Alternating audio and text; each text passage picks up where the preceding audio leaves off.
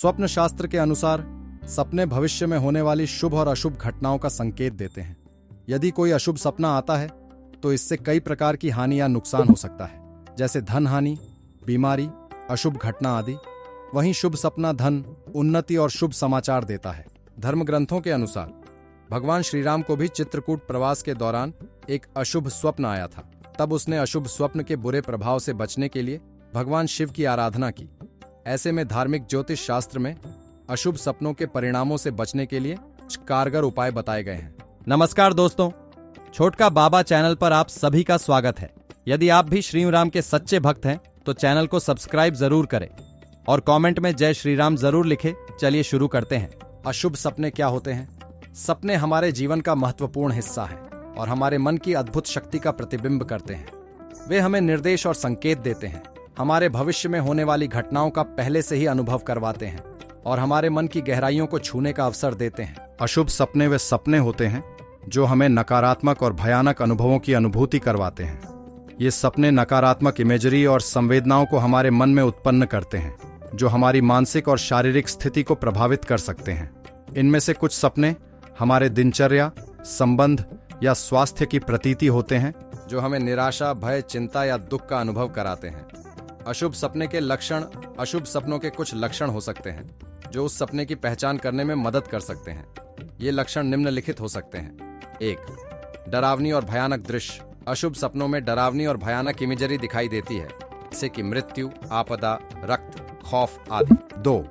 अस्वाभाविक घटनाएं। अशुभ सपनों में अस्वाभाविक और असामान्य घटनाएं दिखाई देती हैं, जो हमारी रोजमर्रा जीवन से अलग होती हैं। 3. नकारात्मक भावना। ये सपने हमें नकारात्मक भावना जैसे कि डर, उदासी, निराशा आदि का अनुभव कराते हैं। अशुभ सपने के फल से बचाव के उपाय। महादेव जी के पिंड पर बेल चढ़ाइए। महादेव जी को सबसे प्रिय अर्पण का रूप माना जाता है। उन्हें बिना खाली हाथ जाने पर वह हमारे मनोवैज्ञानिक और आध्यात्मिक अंशों को समझते हैं और हमारी चिंता और भय को दूर करने में मदद करते हैं। महादेव जी की पूजा विशेष रूप से सोमवार को की जाती है, क्योंकि सोमवार उनका विशेष दिन माना जाता है। इस प्रयोग में आपको 5 सोमवार तक महादेव जी के पिंड पर एक एक बेल चढ़ाना होगा। 11 बेलों की बजाय 21 बेल चढ़ाने से भी इस प्रयोग का विशेष महत्व होता है। बेल चढ़ाते समय मन में श्रद्धा और विश्वास के साथ महादेव जी को समर्पित करें। इस प्रयोग को करने से पहले स्नान करें और पवित्र महादेव जी की मूर्ति के सामने विचारशीलता और ध्यान का अवलोकन करें। यह पूजा बुरे सपनों को दूर करने में सहायक होती है। महादेव जी को उनके पिंड पर बेल चढ़ाने से मान्यता है कि वे हमारे जीवन की अनिष्ट घटनाओं को दूर करते हैं और हमें शांति और सुरक्षा प्रदान करते हैं। इस प्रयोग के द्वारा हम अपने मन को सकारात्मक की ओर मोड़कर तनाव, चिंता और भय से मुक्त हो सकते हैं।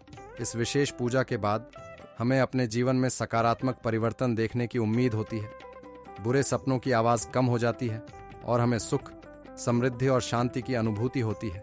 महादेव जी की आराधना और इस प्रयोग को नियमित रूप से करने से हमारा मन और मनोवैज्ञानिक स्वास्थ्य सुदृढ़ होता है, जिससे हमें शुभ और प्रगाढ़ नींद मिलती है।